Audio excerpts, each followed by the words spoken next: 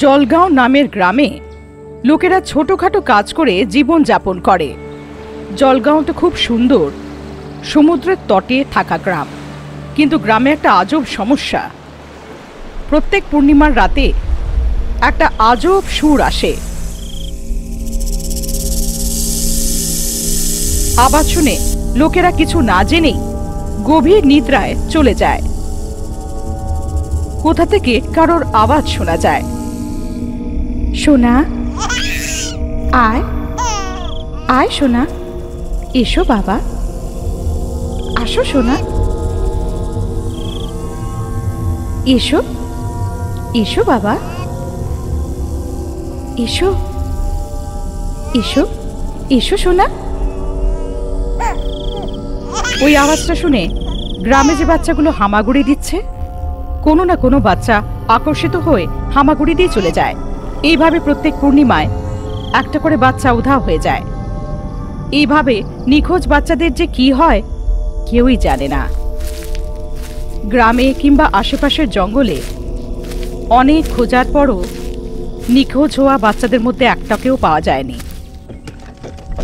গ্রামের লোকেরা অনেক বছর ধরে এই সমস্যাকে সামনা করছে। তাই ছেলেদের মা বাবারা পূর্ণিমার রাতে বাচ্চাদেরকে খাটের সাথে বেঁধে রাখে। জলগাঁয়ে পূর্ণিমার দিনে পুরো গ্রাম ফাঁকা হয়ে যায়। যখন অনেক অন্ধকার হয়ে যায় তখন গ্রামে কোথা থেকে একটা আজব আওয়াজ শোনা যায়। ওই আওয়াজটা শুনে সব লোকেরা যে যেখানে থাকে ওখানেই নেশার ঘুমে ঘুমিয়ে পড়ে। কোনাপুর নামের গ্রামে জলগ্রামের মধ্যে দিয়ে শহর যাবার পথে অন্ধকার হওয়ার জন্য গ্রামের শেষের একটা মণ্ডপে একটা পরিবার বিশ্রাম করার জন্য দাঁড়ায়। সেদিন পূর্ণিমার হওয়ার কারণে অন্ধকার হওয়ার সাথে সাথে জলগ্রাম থেকে যে আওয়াজটা আসার কারণে ওরা সবাই ওই নেশার ঘুমে না দেখে ঘুমিয়ে পড়ে।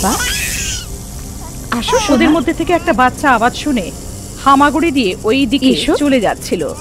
গ্রামের সীমানা পার করার সাথে সাথে বাচ্চাটা নিখোঁজ হয়ে যায়। সকাল হতেই, শোনো শোনো গো, আমাদের ছেলে দেখতে পাচ্ছি না। কি বলছো? বাচ্চা পাওয়া যাচ্ছে না, চলো দেখি। ওই বাচ্চাটার মা বাবা পুরো গ্রামে ওকে খোঁজ করছিল। সব জায়গায় খোঁজার পরে যখন বাচ্চাটাকে পেল না, ওরা গ্রামের কিছু লোকের সাথে গ্রামের প্রধান সুব্বুরাজের কাছে যায়। সাহেব, আমাদের গ্রাম কোনাপুর। কালকে আমরা শহরে যাচ্ছিলাম। রাত হওয়ার কারণে আমরা গ্রামের মণ্ডপে শুয়ে পড়েছিলাম। সকাল হওয়ার পরে বাচ্চাটাকে পাচ্ছি না। আমাদের গ্রামের একটা সমস্যা আছে। আপনি আমাদের গ্রামে থেকে অনেক বড় ভুল করেছেন, সেইটা আবার পূর্ণিমাতে। কি সাহেব, আমরা কি ভুল করেছি? গ্রামে কিসের সমস্যা? কি হচ্ছে, কি করে হচ্ছে জানা নেই। কিছু বছর ধরে আমাদের গ্রামে পূর্ণিমার দিনে বাচ্চারা উধাও হচ্ছে। ওরা কোথায় যাচ্ছে কেউ জানে না। পূর্ণিমার রাতে হঠাৎ করে একটা বিদ্যুতের শব্দ আসে, আর যখন আমরা এটা শুনি আমরা সবাই গভীর নিদ্রায় চলে যাই। তারপরে কি হয় কেউ জানে না। সকালে দেখলে কোনো না কোনো বাচ্চা নিশ্চয়ই উধাও হয়ে যায়। এই কথাটা না জেনে আপনারা আমাদের গ্রামে থেকে এই বিপদে পড়লেন। সাহেব, ওই বাচ্চাদের কি হলো? ওরা কোথায় যাচ্ছে? ঠাকুরই জানে। এভাবে লাখ প্রচেষ্টা করার পরেও পূর্ণিমার রাতে বাচ্চারা নিখোঁজ হয়ে যাচ্ছে। জলগ্রামের সব লোকেরা ভয়ে কাঁপছে।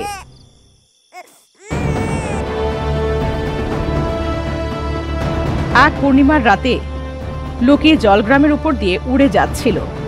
গ্রামের সীমানার কাছে একটা পাথরের উপরে একটা শাড়ির আঁচল হাওয়ায় উলের মতন বিছিয়েছিল। কাছে গিয়ে যখন দেখে একটা ভূত শাড়ির আঁচল বিছিয়ে বাচ্চাটাকে ডাকছিল, সোনা এসো এসো সোনা, এসো এসো বাবা, এসো এসো সোনা, এসো বাবা, এসো সোনা, চলে এসো। ওই ডাকটা শুনে ছোট বাচ্চা আঁচলের উপর দিয়ে হামাগুড়ি দিয়ে যাচ্ছিল।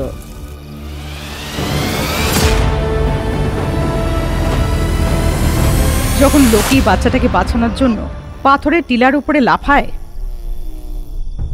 বেতালের মুকুটটা উড়ে নিচে পড়ে যায়। লোকির সব শক্তি শেষ হয়ে যায়। লোকি মন্ত্রের পাঠ করার সময় একটা বেলের মতন গাছ আসে। আর লোকির মুখটাকে বেঁধে দেয়।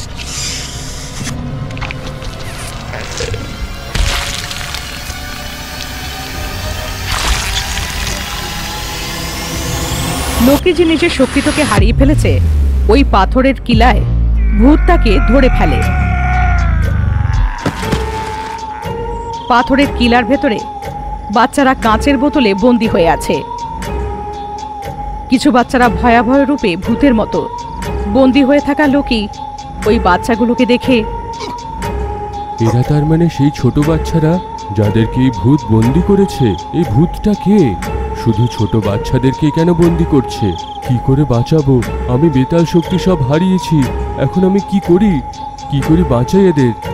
এমন ভেবে পালানোর খুব চেষ্টা করে চলেছে, কিন্তু ওই গাছগুলোকে ঘিরে জড়িয়ে নেয়। মুখটা খুলে মন্ত্রজানা কাকিকে ডাক দিতে চাইছিল, কিন্তু পারল না। ওইদিকে মহুয়াতে মন্ত্রজানা কাকি লোকির অপেক্ষা করছিল। লোকিকে বেতাল পুজোর জন্যে কালো পদ্মর ফুল আনার জন্য চম্বা দ্বীপ পাঠিয়ে 3 দিন হয়ে গেছে। ওর তো 3 ঘন্টায় এসে যাওয়া উচিত, ও এখনো কেন আসলো না? লোকি, তুমি যেখানেই আছো আমার সামনে এসো। এইভাবে ডাকার পরও লোকি এলো না, তাই কাকির সন্দেহ হলো। জাদুর আয়নায় দেখলো গাবরা জামান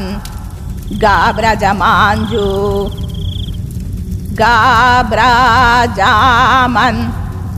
গাবরা জামান জো।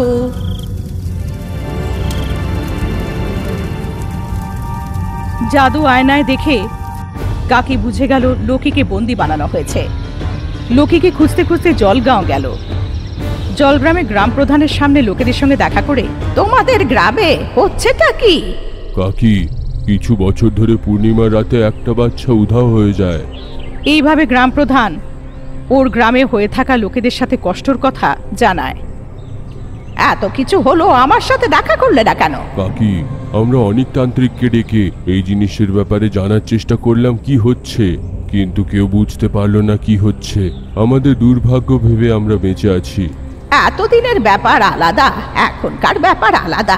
এখন কাকি এসেছে, মন্ত্র জানা কাকি এসে গেছে, তোমাদের সমস্যা দূর করেই যাব।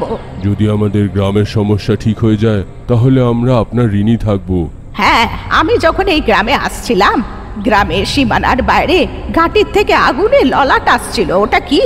কাকি, সেই ঘাটিতে মহলের চারিপাশে বিদঘুটে বেলের গাছ আছে। ওরা চারিদিকে ছড়ায়নি কিংবা বড় হয়নি, তাই আমরা অনেক দিন ধরে সেইখানে আগুন জ্বালিয়ে দিই। ওদেরকে কেন বাড়তে দেওয়া হয় না? তাদের থেকে কি ক্ষতি? কাকি, গাছগুলো সাধারণ নয়, এদেরকে ধরলে শরীরের মধ্যে প্রবেশ করে সেই লোকটাকে মেরে ফেলে। তাই আমরা আগুন লাগাচ্ছি যাতে ওর আশেপাশে না যেতে পারি। ও, কখনো কি কেউ ওই পাথরের কিলার ভিতরে গেছে? সেই মহলে ভেতরে যাওয়া তো দূরের কথা, আশেপাশেও যাওয়া যায় না। ঢুকতে গেলেই আমরা মারা যাব। গ্রামের সমস্যা সমাধান না করে আপনি সেই মহলের ব্যাপারে কেন জিজ্ঞেস করছেন কাকি? আমার সন্দেহ যে তোমাদের গ্রামের সমস্যা ওই ঘাটিতে আছে। না কাকি, তার সঙ্গে জড়িত নয়। হ্যাঁ, আমার মনে হচ্ছে সব বাচ্চারা ওইখানেই আছে। কাকি, আমরা যে আগুন লাগিয়েছি ওইগুলোকে পার করে দিয়ে, লতা পার করে দিয়ে বাচ্চারা ওইদিকে কি করে যাবে? আমি ওখানেই যাচ্ছি এটা জানার জন্য যে আসল কথা কি, এর রহস্য কি আমি জেনেই আসবো। না কাকি, সেইখানে গিয়ে নিজের প্রাণ হারাবেন না, আমাদের কথা শুনুন। কিন্তু মন্ত্রজানা কাকি ওর কথা শুনল না। গ্রামের সীমানার বাইরে ঘাটিতে একলাই চলে গেল। যখন ঘাটিতে পাথরের কিলার কাছে পৌঁছালো, পাথরের কিলার চারিদিকে আগুন জ্বলছিল। ওই আগুনটা পার করার সাথে সাথে লোকেদেরকে মেরে ফেলার মতন বেলের গাছ ছিল। কাকি পাথরের কিলার কাছে গিয়ে গাবরা জামান জো, গাবরা জামান জো মন্ত্র পড়ে, কিন্তু কাকির মন্ত্রের সামনে মান্ত্রিক শক্তি ঝুঁকলো না। আমার বেতাল শক্তির সামনেও যখন ঝুঁকলো না, তখন এটা খুব শক্তিশালী প্রেত। লোকিকে বোধহয় এই বন্দি বানিয়েছে, কিন্তু এই পাথরের কিলাটা কি আজব রকম। এমনটা ভেবে কাকি নিজের মন্ত্র দিয়ে নিজের চারিপাশে একটা অগ্নি সুরক্ষার ঘেরা বানিয়ে আগুনটাকে পার করে ভেতরে যায়। কিন্তু আগুনটা পেরিয়ে ওই পাথরের কিলার উপরে পা রাখার সাথে সাথে কাকির বেতাল মুকুট নিচে পড়ে যায়। কাকিকেও লতা বন্দি বানিয়ে নেয়। জনমদগ্গে, জনমদগ্গে, বিপদে আছি, এখানেই আছো, আমার সামনে এসো।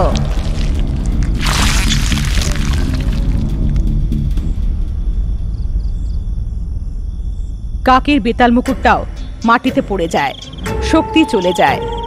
ভূত কাকিকেও পাথরের কিলায় বন্দি করে নেয়।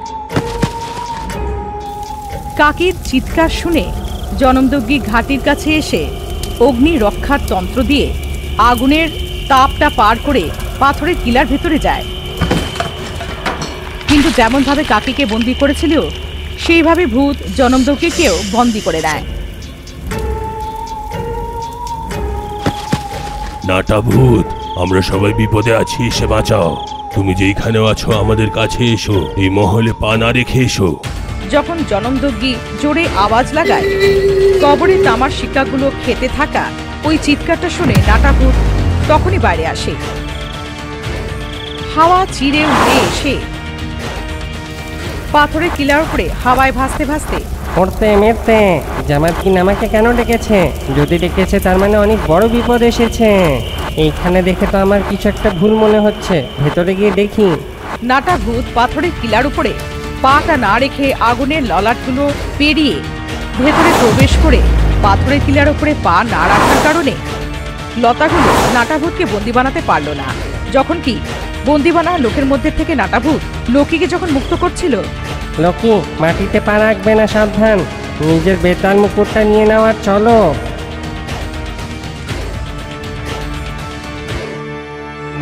ভূত লোকিকে পালাতে দেখে নিল আর ওকে বন্দি বানানোর জন্য আগুনের তেজ দিয়ে পিছু করল। কিন্তু ওরা দুজনে পালিয়ে গেল। লোকি বেতাল মুকুট নিয়ে উড়ে বাইরে বেরিয়ে পাথরের কিলার উপর থেকে নিচে যাওয়ার কথা ভাবছিল, তখনই গ্রামের সব লোকেরা উঠে এসে যায়। আরে ওরা এই বাচ্চাদেরকে উঠিয়ে নিয়ে যেতে চায়, মেরে ফেলো।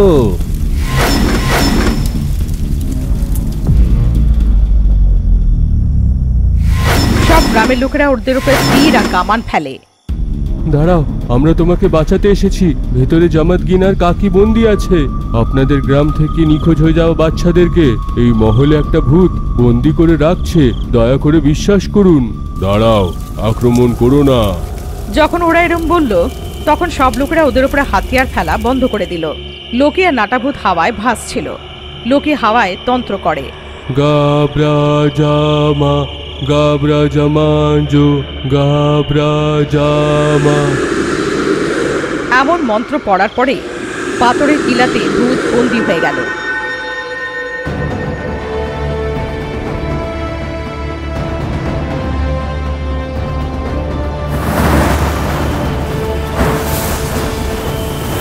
তুমি কে? তুমি এই গ্রামের বাচ্চাদেরকে কেন বন্দি করতে চাও, বলো তুমি কে? আমার নাম বনিতা। কিছু বছর আগে এই জায়গা থেকে একটু দূরে সমুদ্রতে মোহরী নামের এক দ্বীপে শাসন করতে থাকা শ্রীপতি নামের এক জমিদারের বউ। আমাদের যখনই মেয়ে জন্মাতো প্রত্যেকবার 11 মাসের হওয়ার সাথে সাথে তারা মরে যেত। কিন্তু একদিন, শোনো, এটা কেমন কর্মফল? আমরা মেয়ে সন্তান প্রাপ্ত করার 11 মাসেই তারা মারা যায়। এখন অনেক মেয়ে সন্তান জন্ম হয়ে মারা গেছে। মনে হচ্ছে আমাদের কোনো শ্রাপ আছে। আমি এই দুঃখটা সহ্য করতে পারছি না স্বামী। বনিতা, আমাদের গ্রামের সব জ্যোতিষী আর তান্ত্রিকদের পরামর্শ নিয়েছি আমি, কিন্তু কোনো উপায় বের হলো না। আজকে সারাঙ্গা জঙ্গলে থাকা তান্ত্রিকের সঙ্গে আমি দেখা করতে যাচ্ছি।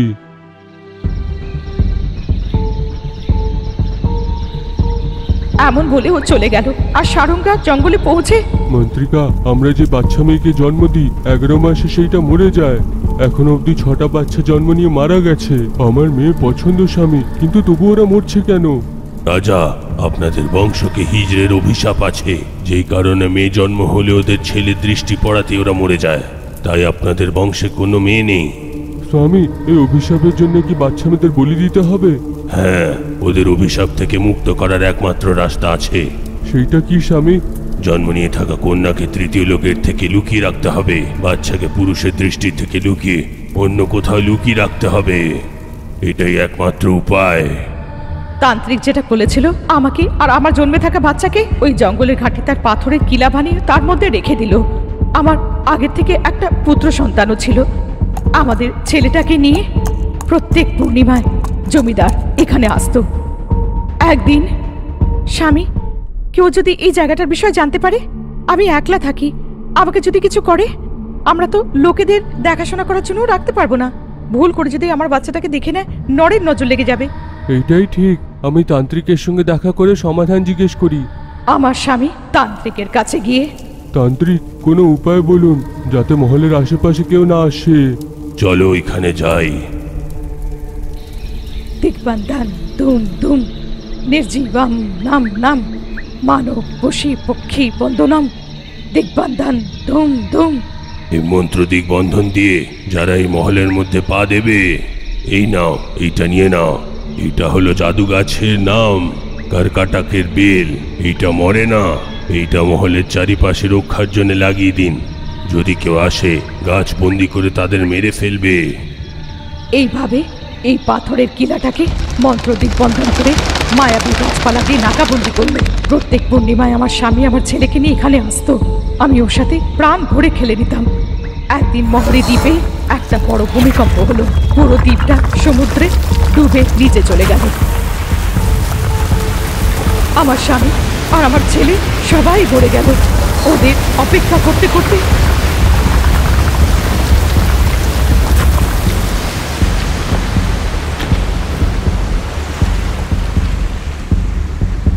আমি আর আমার মেয়েও কিছু বছর পরে মারা যাই। আমার ছেলের প্রতি অগাধ প্রেমের কারণে, ওর অপেক্ষা করতে করতে মরার কারণে আমি আত্মা হয়ে পাথরের কিলায় কয়েদি হয়ে গেলাম। সময়ের সাথে সাথে এখান থেকে কিছু দূরে একটা গ্রাম হয়ে গেল। কিছু বছর আগে কিছু লোকেরা এই কিলার মধ্যে খাজানা আছে ভেবে কিলার মধ্যে যখন গর্ত করলো, তখন কিলার থেকে আমার আত্মাটা বাইরে বেরিয়ে আসলো। গাছপালা ওই লোকেদেরকে মেরে ফেললো। তখন থেকে প্রত্যেক পূর্ণিমায় ওদের মধ্যে নিজের ছেলেকে খোঁজার চেষ্টা করি। নিজের ছেলের প্রতি প্রেমের কারণে অন্যর বাচ্চাদেরকে নিজের কাছে এনে রাখা খুবই ভুল। তোমার মতন কত মায়েরাই নিজের বাচ্চার জন্য অস্থির হচ্ছে। ওদের বাচ্চাদের ফিরিয়ে দাও, না হলে তোমাকে এই ঘাটিকে আর এই মহলটাকে আমি শেষ করে দেব। না, আমাকে ছেড়ে দাও। নিজের ছেলেকে শেষবারের মতন প্রাণ ভরে দেখতে পারিনি। নরকের অনুভব করতে করতে মারা যায়। একবার বাচ্চাকে প্রাণ ভরে দেখতে চাই। তোমার মৃত বাচ্চাকে নিয়ে আসা অসম্ভব, কিন্তু তোমার আত্মার শান্তির জন্য একটা উপায় আছে। এমন বলে লোকে আর নাটাভূত উড়ে যায়। সমুদ্রের কাছে পৌঁছে সমুদ্রের তলে শ্রীপতি আর ওর ছেলের অবশেষকে এনে ওদের সাথে লোকে তন্ত্রপুজো করে ওদের আত্মাটাকে ডেকে ভূতকে দেখানোর সাথে সাথে আত্মা রূপের নিজের ছেলেকে দেখে ভূতের আত্মা শান্তি পেল। 3টে আত্মা ধুলোর মতন বিলীন হয়ে গেল।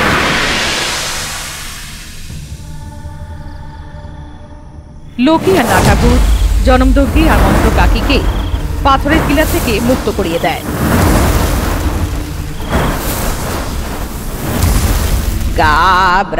গাব্রাজামান গাব্রাজামাঞ্জু গাব্রাজামান গাব্রাজামাঞ্জু মন্ত্র পড়ার সাথে সাথে ওর শক্তি ফেরত এলো।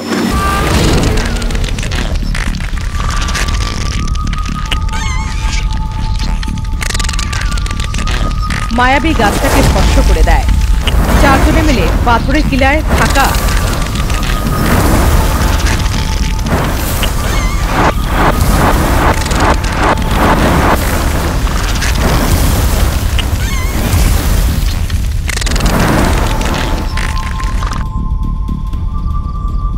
সব বাচ্চা ভূতেদের শেষ করে দেয়। আজ থেকে তোমাদের গ্রামে কোনো সমস্যা নেই, সবাই খুশি হয়ে থাকবে। আরও একটা কথা, আমি শুধু গত 10 বছরে যে বাচ্চাগুলো নিখোঁজ হয়েছে তাদের বাঁচাতে পারবো। ওদের আগের বাচ্চাগুলোকে বাঁচানো সম্ভব না। ওদের মৃত্যু হয়ে গিয়েছে আর বাচ্চাগুলো ভূত হয়ে গেছে। ওরা তাড়াতাড়ি তোমাদের গ্রামে জন্ম নেবে। আমরা যাই। গ্রামের সব লোকেরা মন্ত্রজানা কাকিকে জনমদগ্নি আর লোকির প্রতি আভার ব্যক্ত করলো। সেদিন থেকে কোনো ভয় না করে জলগ্রামের প্রজারা সুখ শান্তিতে থাকতে শুরু করলো।